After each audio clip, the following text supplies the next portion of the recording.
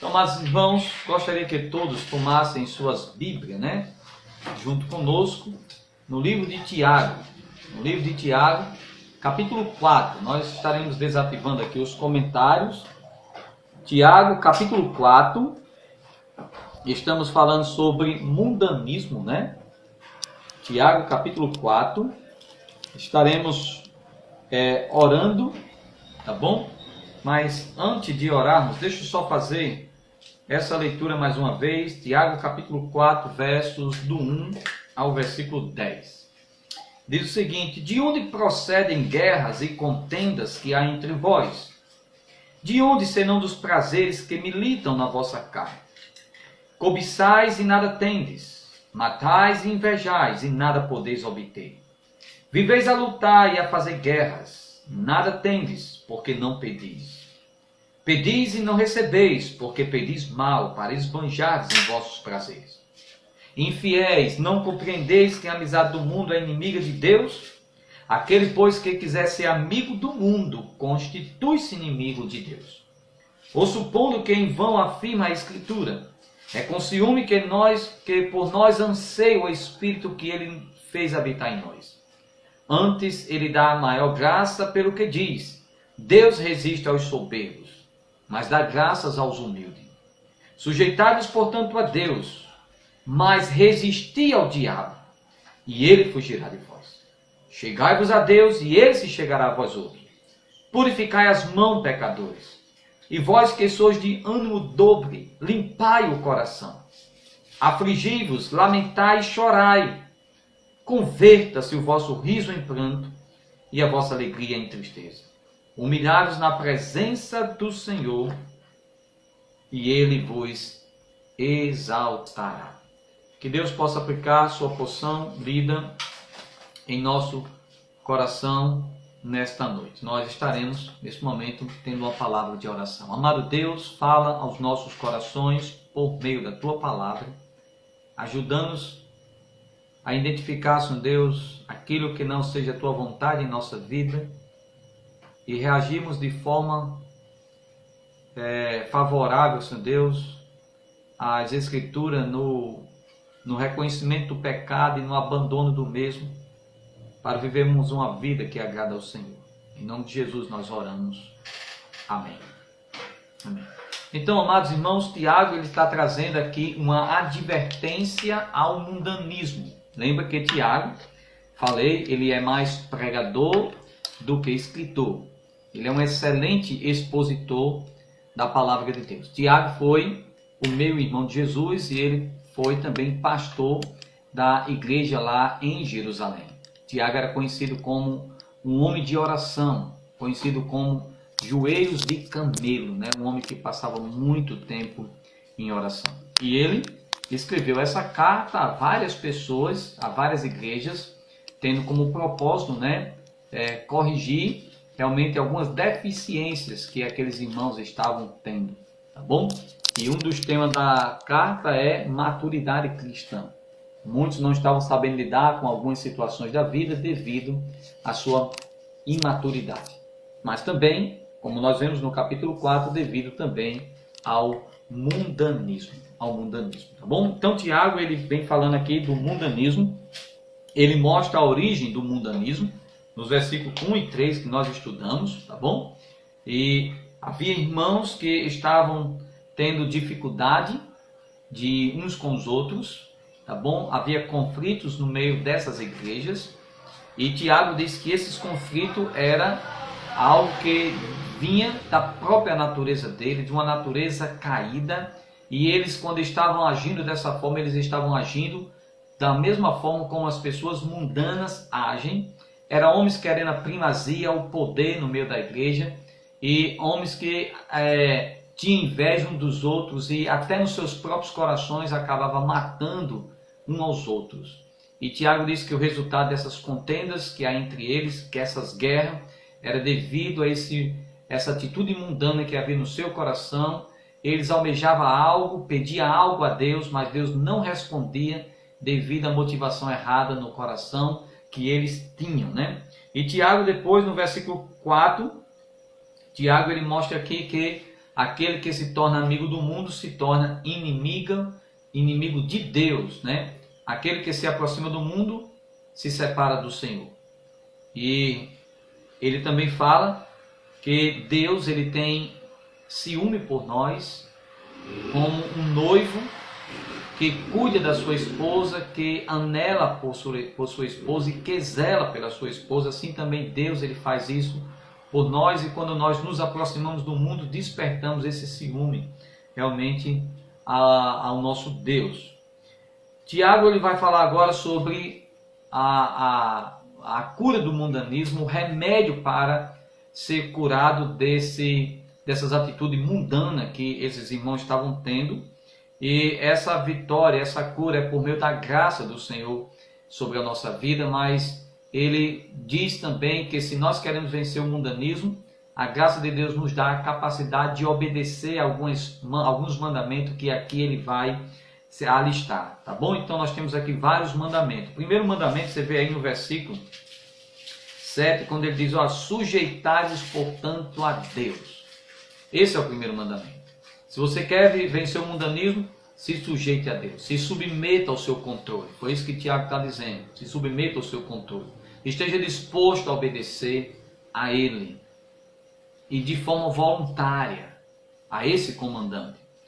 E ele diz que no momento que você se sujeita a Deus, automaticamente o inimigo ele vai de todas as formas tentar lhe atrair para desobedecer a Deus.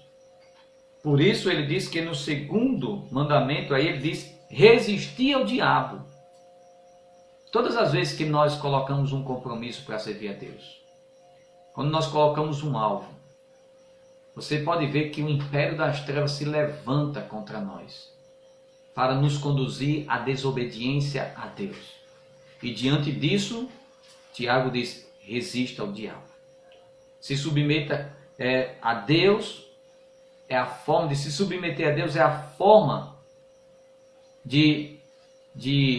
é o poder para resistir ao diabo, e a promessa aí é que esse diabo ele vai fugir de você.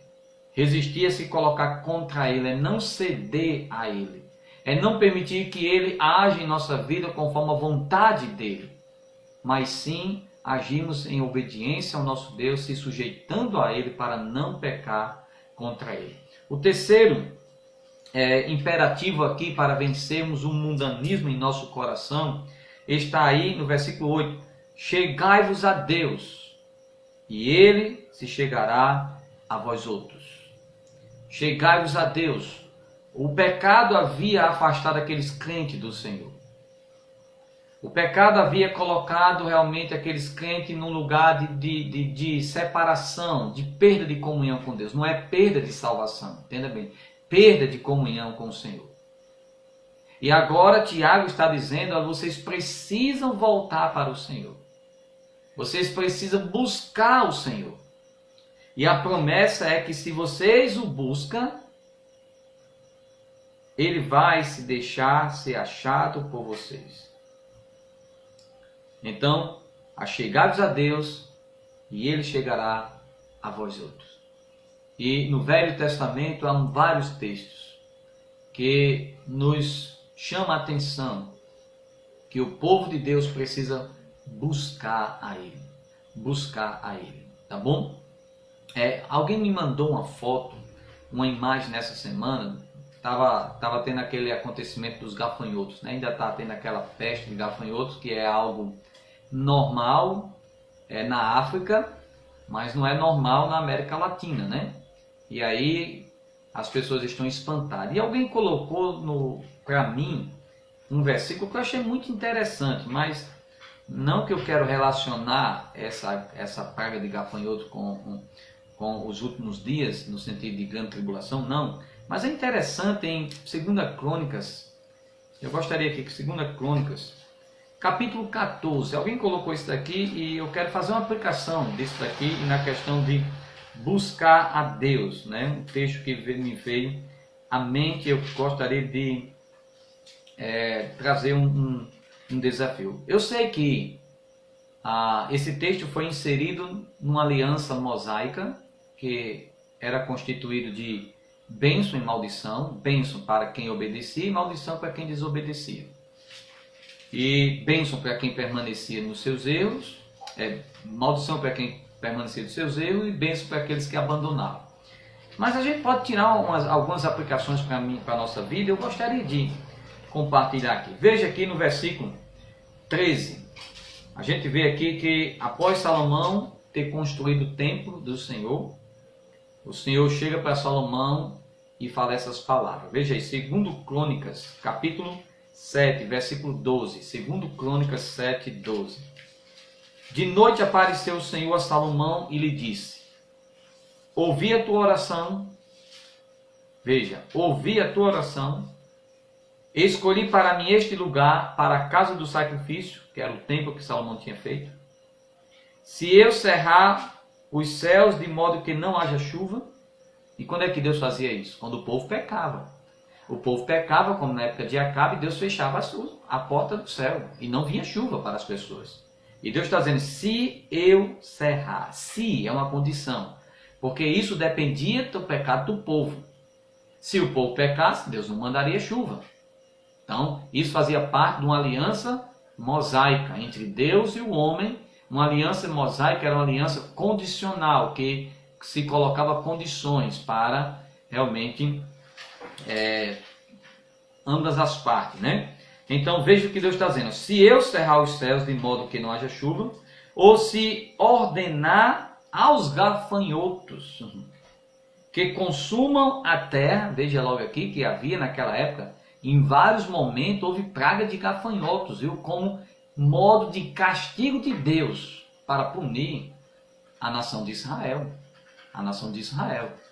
E aqui estava a praga não somente de a falta de chuva, é um agir também de Deus para punir o pecado. Gafanhotos também é assim. Veja aqui, no sentido que está dizendo aqui. Agora olha o que diz mais.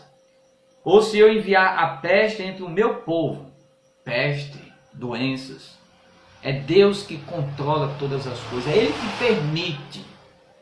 E quando Ele faz isso, Ele faz com um propósito. Não porque Ele quer nos maltratar, mas porque Ele quer chamar a atenção daquele povo que se encontra distante dEle. E muitas vezes esse chamar a atenção só vem por meio de pragas, de castigo. Sempre foi assim. A natureza humana não mudou, a aliança sim mudou, mas a natureza humana permanece a mesma. O ser humano vive de forma desenfreada, vivendo no pecado, zombando de Deus. E muitas vezes Deus permite vir determinada coisa sobre a vida da humanidade para que a humanidade reconheça um pouco quem Ele é e se quebrante perante Ele. Mas quando isso acontecer, quando o sofrimento chegar, qual deveria ser a atitude da nação de Israel? Está no versículo 14. Se, veja uma condição. Só vai acontecer o que eu vou falar na frente se o povo cumprir com as suas obrigações. Qual era a obrigação do povo? Se o meu povo, que se chama pelo meu nome, se humilhar, orar e me buscar e se converter dos seus maus caminhos. Então, tá vendo? Então quer dizer o resultado disso daqui. Deus só vai agir se o povo se humilhasse, orasse, buscasse e se convertesse. Então diz, então eu ouvirei dos céus, perdoarei seus pecados e curarei a sua terra. A terra que estava enferma por falta de chuva, a terra que estava enferma por praga de gafanhotos ou por enfermidade, Deus ia agir na terra se o povo buscasse ao Senhor. Eu não estou dizendo aqui, irmãos, por favor, eu não estou dizendo aqui que se nós fizermos isso, Deus vai mudar a situação da Covid-19. Mas eu creio que se a gente buscar a Deus, a gente vê as bênçãos do Senhor sobre as nossas vidas. Se nós orarmos mais, nós estamos precisando. E é isso que Tiago está dizendo. vencer o mundanismo em nosso coração, vencer o pecado em nosso coração, deve ter uma busca a Deus, deve se chegar a Deus. Porque ele disse: se o meu povo, que se chama meu nome, se me buscar. Em outros textos, como lá em Jeremias, capítulo 29, ele diz: buscar-me-eis e me achareis, quando me buscar de todo o coração. Você sabe qual é a minha preocupação? É que eu não tenho visto, amado, a humanidade buscar a Deus. Eu não tenho visto pessoas buscarem a Deus. Para a tristeza nossa, eu não tenho visto muitos crentes buscarem a Deus. Como é que Deus vai agir? Graças pela sua misericórdia sobre a nossa vida. Porque há de nós se não fosse a sua misericórdia. E essa é a forma de devemos buscar o Senhor, se achegar a Ele. E a promessa é que Ele vai se deixar achar. Mas agora, há uma forma de se achegar a Deus. Não é de qualquer forma. Não é de qualquer jeito. Não é de qualquer maneira. Há uma forma de se achegar a Deus. Eu escuto muitas vezes as pessoas dizem: olha, venha a Ele do jeito como você está. Sim, mas não deve permanecer do jeito que está. Existe uma forma de buscar o Senhor, de se aproximar dEle. Principalmente para nós que somos crentes também. E o modo está descrito aqui em Tiago. Versículo 8, diz: chegai-vos a Deus e Ele se chegará a vós outros. Purificai as mãos, pecadores. A forma de chegar a Deus é com mãos puras, mãos purificadas. E esse termo de mãos purificada, o Tiago utilizou aqui o termo de mão para expressar os atos e as atitudes e o comportamento no sentido geral daqueles crentes. O que ele ordena aos crentes é que eles se purifiquem espiritualmente de suas ações erradas. Que eles mudem as suas atitudes. Que ele mude os seus comportamentos. E que eles precisavam saber que essa purificação só vinha na sua vida por meio de arrependimento e confissão. E o que é arrependimento? É mudança de pensamento. O que é confissão? É você confessar para Deus o seu pecado, dizendo para Deus que aquilo que você fez ofendeu, realmente entristeceu, e abandonar o seu pecado. E eles estavam cientes que o perdão e a purificação só viria por meio da confissão e do arrependimento. Em 1 João 1,9, se confessarmos os nossos pecados, Ele é fiel e justo para nos perdoar os pecados e nos purificar de toda a sua justiça. Devemos se aproximar de Deus com um coração arrependido, com uma vida mudada e transformada. Não é de qualquer forma. E ele diz também o quinto imperativo aí, né? Limpai o coração. Veja aí, limpai o coração, é uma ordem. Limpai o coração, e diz aqui: vós que sois de ânimo dobre, limpai o coração. Essa palavra aí, ânimo dobre, quer dizer mente dividida. Alguém que não sabe o que pensar. Alguém que não é firme em sua fé, nas suas posições, sempre duvidosos. E essas pessoas que estão com a mente assim, duvidando de Deus, há um nome a ser dado para essas pessoas de incrédulo. Pessoas que não estão crendo no Senhor. Pessoas que estão tendo um coração dividido. E o Senhor diz aqui para essas pessoas que se eles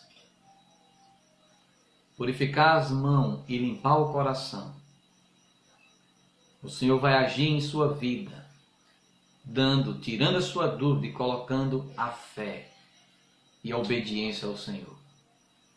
E essa firmeza vai fazer com que ele renuncie o mundanismo em sua vida. Então purificai as mãos, pecadores, limpai o coração.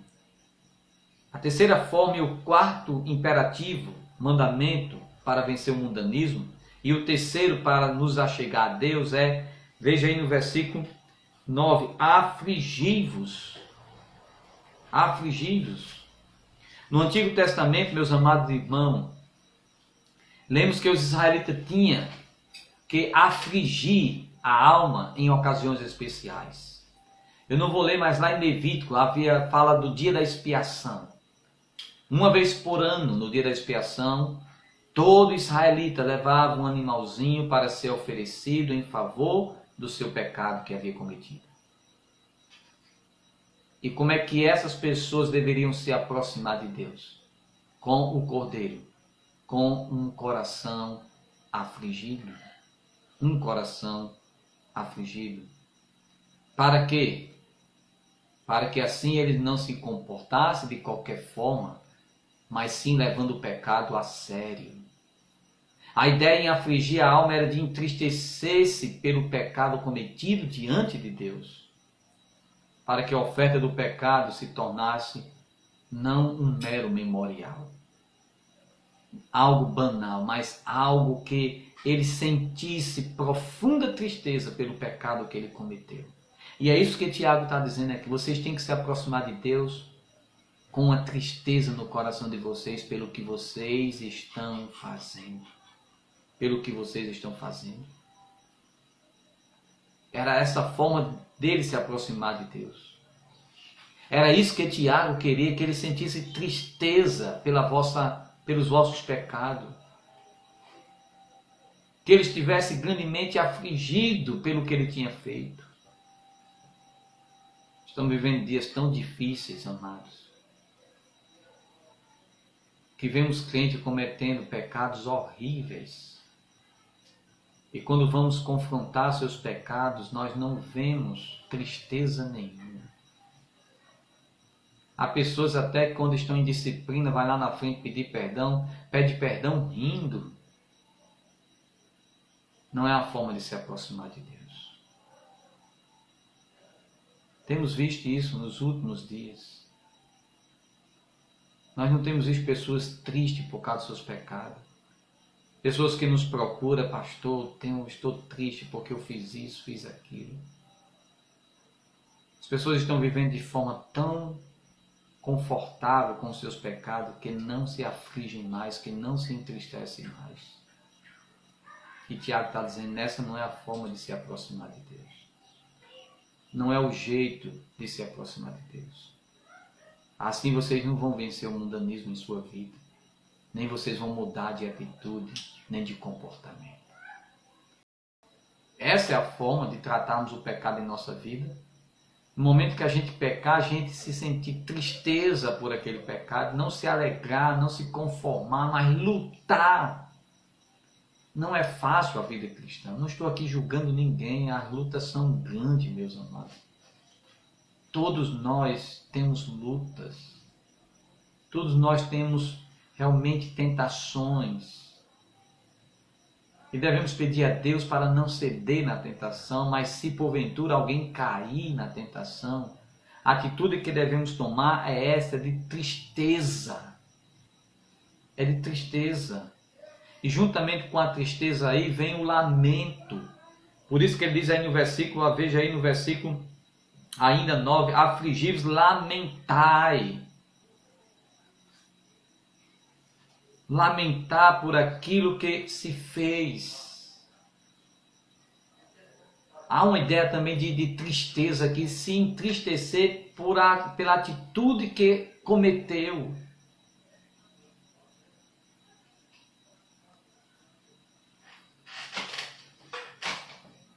Muitas pessoas hoje agem como a primeira carta aos Coríntios, capítulo 5.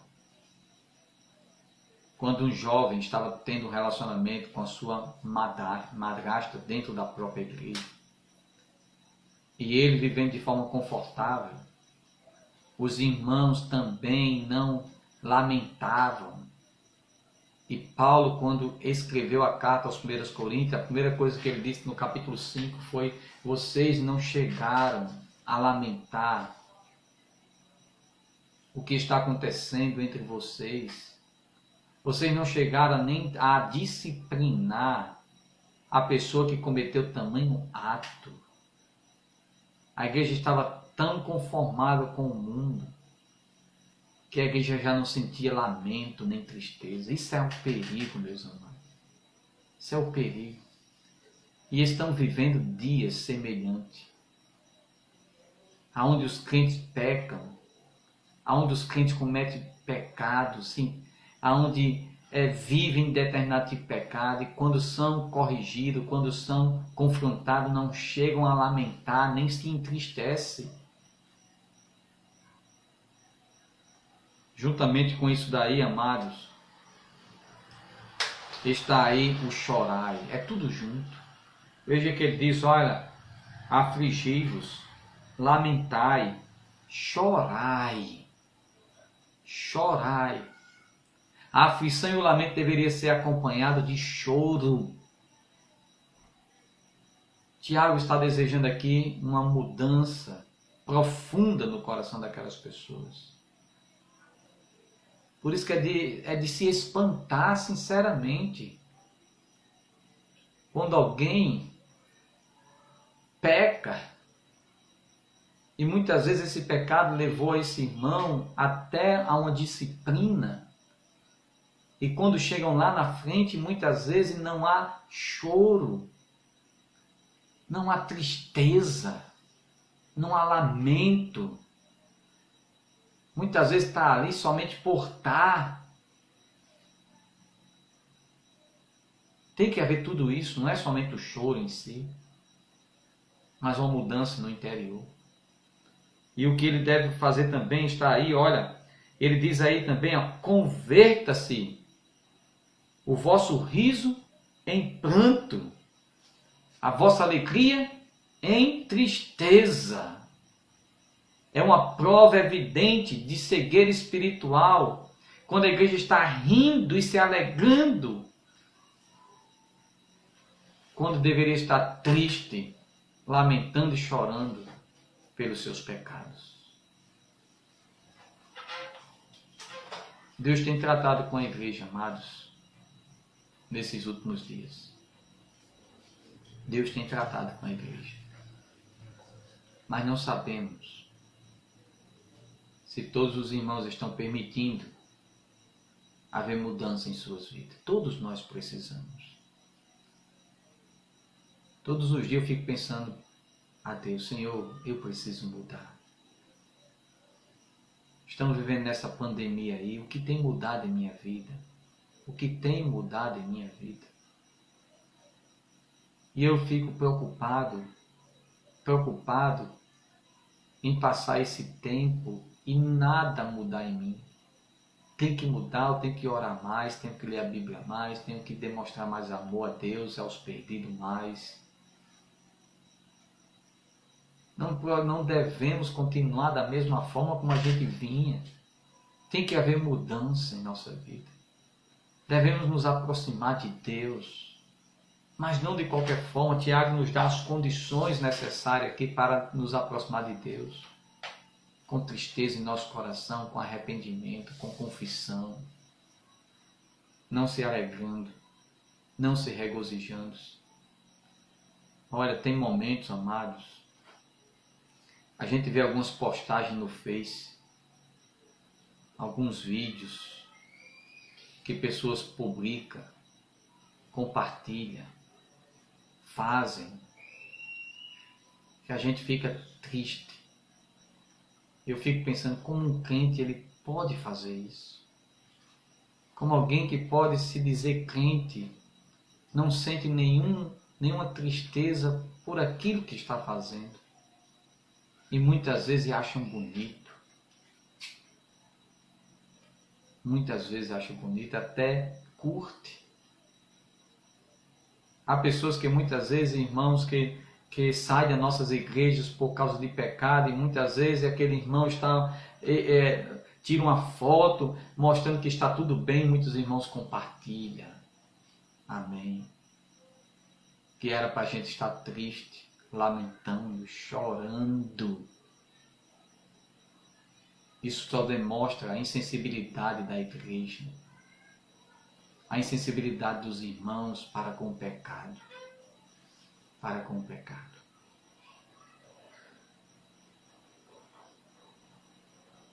No 10º,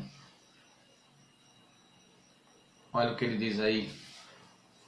Humilhai-vos na presença do Senhor, e Ele vos exaltará. Eu gostaria de ler juntamente com o versículo 6. Antes ele dá maior graça pelo que diz, Deus resiste aos soberbos, mas concede a sua graça aos humildes. Deus, ele resiste. Você sabe o que é resistir? Essa palavra era utilizada para um batalhão que estava lutando contra os inimigos e estava resistindo os inimigos a entrar em sua cidade e tomar conta da sua cidade. O soberbo, que é o orgulhoso, que não é humilde, ele é alguém que quer roubar a glória do Senhor. Foi assim que aconteceu com Israel. Deus disse para Israel, por meio de Ezequiel, eu abençoei vocês, engrandeci vocês, vocês tornaram uma nação poderosa, bonita, próspera. Mas vocês chegaram um dia que acharam que tudo isso foi proveniente da capacidade de vocês. E isso veio a ruína de vocês. A Bíblia diz que a soberba leva à ruína, a altivez de espírito à queda. Deus, ele humilha aqueles que se exaltam. Muitas vezes Deus nos abençoa, Deus nos dá capacidade, Deus nos dá um bom emprego, Deus nos dá realmente talentos, nos dá recursos. E muitas vezes, no lugar de nós agradecer a Ele, se humilhar, reconhecer que tudo que temos é proveniente dEle, é resultado da graça dEle sobre a nossa vida, e muitas vezes a gente se orgulha achando que somos alguma coisa. Não devemos, amados irmãos, se orgulhar, mas se humilhar. Reconhecer que somos servos e reconhecer quem Deus é. E devemos fazer isso porque quando nós fazemos isso, há uma promessa aqui. Humilhai-vos na presença do Senhor e Ele vos exaltará.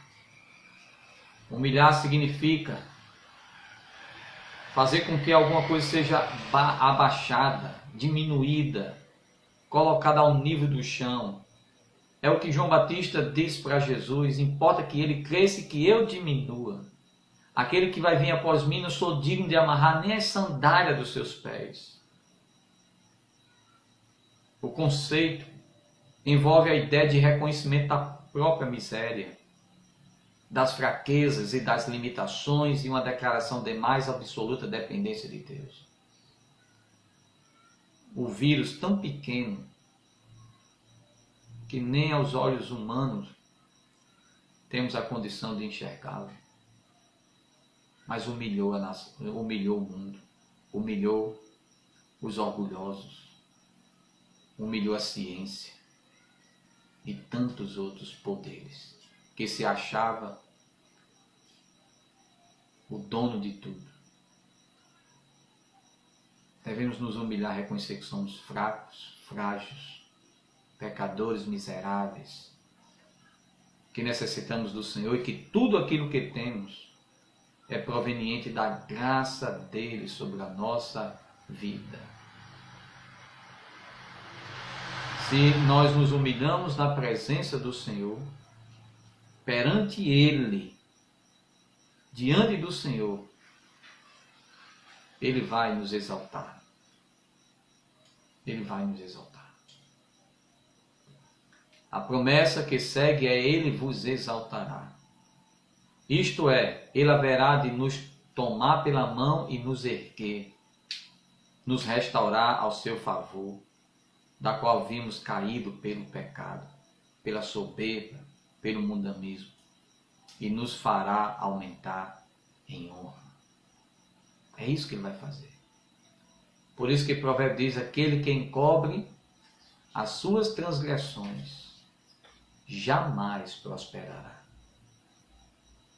Mas quem confessa e deixa com o coração humilde, quem confessa e deixa alcançará misericórdia. Os humildes serão exaltados, os exaltados serão humilhados. Então, irmãos, essa é a forma de vencer o mundanismo em nossa vida. Não há outra forma. Essa é a forma.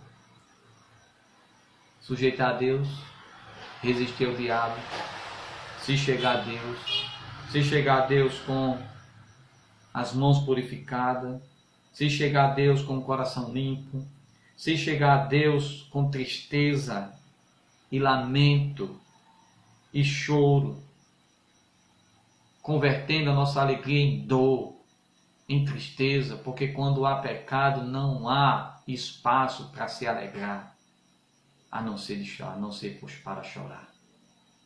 Que Deus nos ajude nesse tempo de pandemia que estamos vivendo. Sejam tempos de refletirmos sobre a nossa vida, sobre o nosso cristianismo, o que precisa ser mudado, o que está de errado.